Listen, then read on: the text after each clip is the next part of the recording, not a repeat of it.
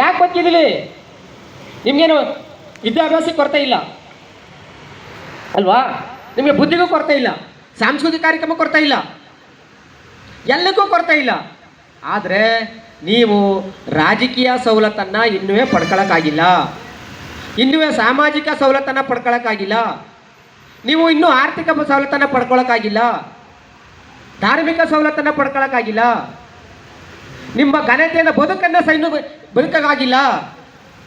ಹೋಗ್ಲಿ, ನಿಮ್ಮ ಜೀವನ ಬದುಕು ಯಾವ ದರ್ಜೆ ಬದುಕಿದೆ ಅಂತ ಗೊತ್ತಾ? ಹೋಗ್ಲಿ, ಯಾವ ದರ್ಜೆ ಬದುಕಿದ್ರಿ? ಡಿ ದರ್ಜೆ.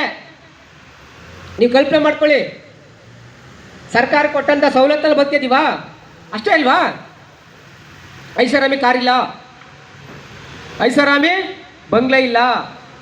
ಬಿರ್ಸಾ ಮುಂಡಿನ ಕಾಲದಲ್ಲಿ ಇದು ಗುಡಿಸಲೇ, ಈಗಲೂ ಗುಡಿಸಲೇ.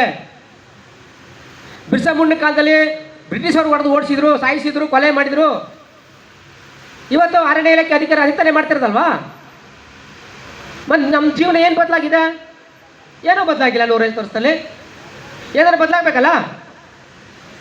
150 ಆಶ್ರಮ ಶಾಲೆಗಳು, ವಸತಿ ಶಾಲೆಗಳು, ಇವೆಲ್ಲ ಯಾರಿಗೋಸ್ಕರ ಕೊಟ್ಟಿದ್ದು?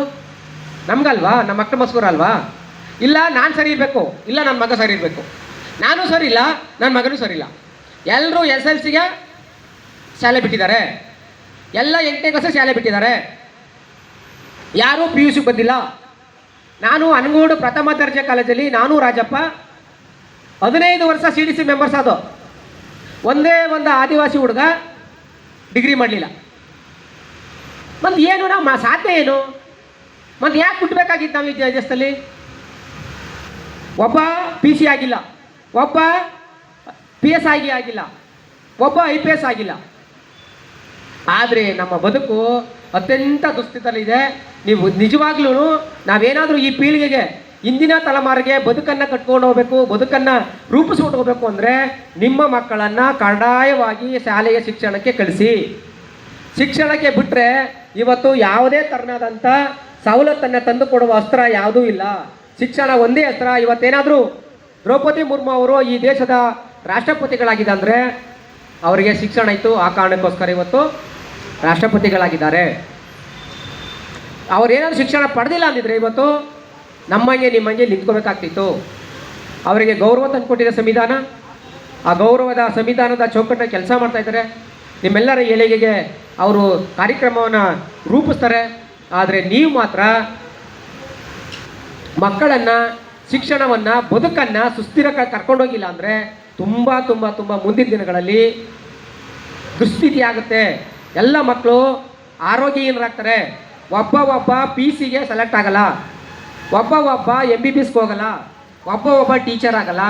ದಯವಿಟ್ಟು ಮಕ್ಕಳನ್ನು ಶಿಕ್ಷಣಕ್ಕೆ ಹಚ್ಚಿ ಆರೋಗ್ಯವಂತರನ್ನಾಗಿ ಮಾಡಿ. ಎಲ್ಲವನ್ನ ದುಶ್ಚಟಗಳನ್ನು ದಯವಿಟ್ಟು ಬಿಡಿ. ದುಶ್ಚಟಗಳಿಂದ ಮಕ್ಕಳು ನಿಮ್ಮನ್ನು ದುಶ್ಚಟಗಳನ್ನು ನೋಡಿ ಮಕ್ಕಳು ದುಶ್ಚಟಕ್ಕೆ ಬಲಿಯಾಗ್ತಾ ಇದ್ದಾರೆ.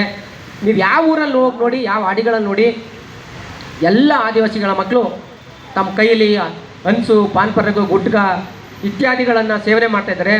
ಆರೋಗ್ಯವಾಗಿಲ್ಲ. ನಿಮ್ಮ ಮಕ್ಕಳನ್ನು ನಿಮ್ಮ ಮನೆಯಲ್ಲಿ ಕೂರಿಸಿ ನಿಮ್ಮ ಮಕ್ಕಳಿಗೆ ಹಿತವಚನ ಹೇಳಿದ್ರೆ ಮಾತ್ರ ಸಾಧ್ಯ ನಿಮ್ಮ ಸಂತತಿ ಉಳಿತದೆ. ಇಲ್ಲಾಂದರೆ ಮತ್ತೆ ಸಂತತಿಯನ್ನು ಹುಟ್ಟಿಬಾ ಅಂತ ಹೇಳೋ ಪರಿಸ್ಥಿತಿ ನಮ್ಮಲ್ಲೇ ಬರ್ತದೆ. ದಯಮಾಡಿ ಮಕ್ಕಳಿಗೆ ಉತ್ತಮ ಶಿಕ್ಷಣ, ಉತ್ತಮ ಆರೋಗ್ಯ, ಉತ್ತಮ ಸಮಾಜ ಸೇವೆ ಮಾಡುವಂಥ ಎಲ್ಲ ಅವಕಾಶಗಳನ್ನು ತಂದೆ ತಾಯಿಗೆ ಕಲಿಸ್ಕೊಡ್ಬೇಕಂತೇಳಿ ನನ್ನ ಮಾತಾಡಲು ಅವಕಾಶ ಮಾಡಿಕೊಟ್ಟಂತ ನಾನು ತಮ್ಮೆಲ್ಲರಿಗೂ, ವೇದಿಕೆ ಎಲ್ಲ ಗಣ್ಯರಿಗೂ ಹೊಂದಿ ನಾನು ಮಾತು ಮುಗಿಸ್ತೇನೆ. ಜೈ ಭೀಮ್, ಜೈ ಭಾರತ್. ಶಿಕ್ಷಣ ಸಂಘಟನೆ ಹೋರಾಟ ಮುಖಾಂತರ ಆದಿವಾಸಿಗಳು ತಮ್ಮ ಬದುಕನ್ನು ಕಟ್ಕೊಳ್ಬೇಕು, ಆರೋಗ್ಯದ ಕಡೆ ಹೆಚ್ಚು ನಿಗಾ ವಹಿಸಬೇಕಂತ ಹೇಳಿ ತಿಳಿಸಿದಂಥ ಕಿರಂಗೂರು ಸ್ವಾಮಿಯವರಿಗೆ ಧನ್ಯವಾದಗಳು. ಈಗ ಕಾರ್ಯಕ್ರಮದ ಕುರಿತು ಮುತ್ತೂರು